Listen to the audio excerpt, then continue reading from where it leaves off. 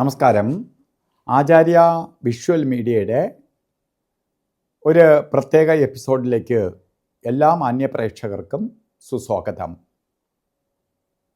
ജ്യോതിഷ സംബന്ധമായ കാര്യങ്ങളെക്കുറിച്ചാണ് നമ്മൾ ഈ ചാനലിലൂടെ പറഞ്ഞു വരുന്നത്. ഇന്ന് പറയാൻ പോകുന്നത് വിഷുഫലത്തെക്കുറിച്ചാണ്. 2026 വിഷുഫലം. 2026 ഏപ്രിൽ മാസം 14 തീയതി തൊട്ട് വിഷുഫലം തുടങ്ങുകയാണ്. 1201 ആണ്ട് മേടമാസം 1 തീയതി തൊട്ട് മീനമാസം വരെ ഉള്ള ഫലത്തെക്കുറിച്ചാണ് നമുക്ക് പറഞ്ഞു വരുന്നത്. ഓരോ രാശിക്കാർക്ക് വിഷുഫലം എങ്ങനെയാണ്?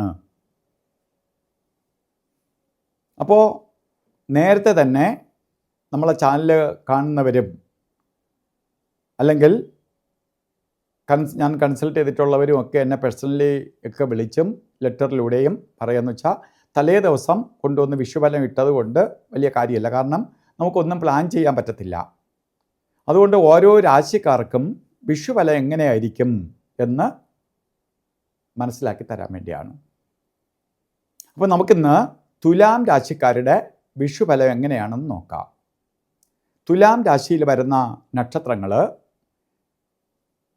ചിത്തിര നക്ഷത്രത്തിൻ്റെ 2ാമത്തെ പകുതി,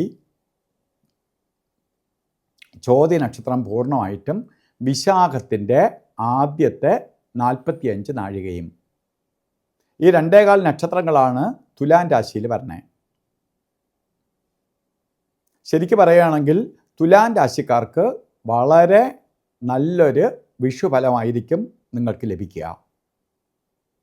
വളരെ സന്തോഷപ്രദമായ ഒരു വിഷുഫലം നിങ്ങൾക്ക് ലഭിക്കും.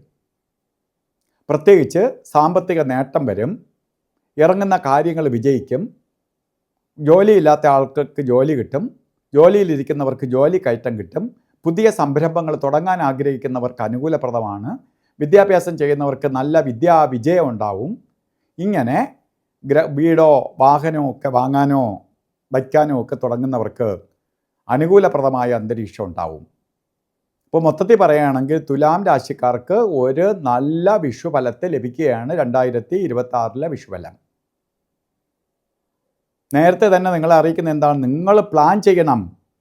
മേടമാസം തൊട്ട് ഫുൾ സിംഗിൾ ഇറങ്ങണം, ഓരോ കാര്യങ്ങൾക്ക് ഇറങ്ങണം, അത് വിജയത്തിലേക്ക് വരും. അതുകൊണ്ട് നമ്മൾ ഒരു ദിവസം പോലും കളയരുത്. ഉദാഹരണം, നമ്മളെ ജീവിതയാത്രയാണ്.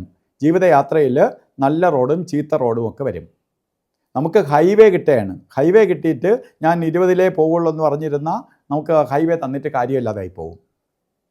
ഹൈവേ തന്നാൽ അവിടെ 120 പോകാൻ അനുവദനീയമെങ്കിൽ 120 പോകാൻ നോക്കണം. അത് കാരണം നമുക്കങ്ങനെ പോകാൻ പറ്റും. പോയാൽ നമുക്ക് വിജയം ഉണ്ടാവും. അപ്പോൾ അതിന് അനുകൂലപ്രദമായ ഒരു വർഷം നിങ്ങൾക്ക് കിട്ടിയിരിക്കുകയാണ്.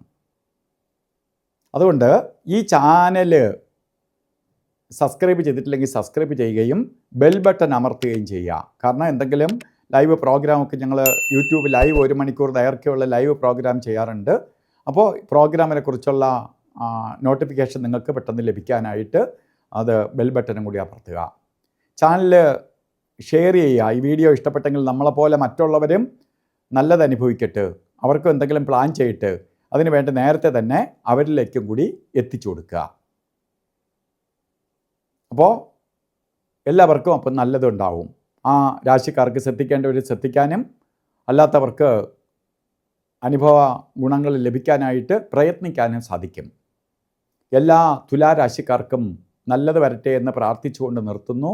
നന്ദി, നമസ്കാരം.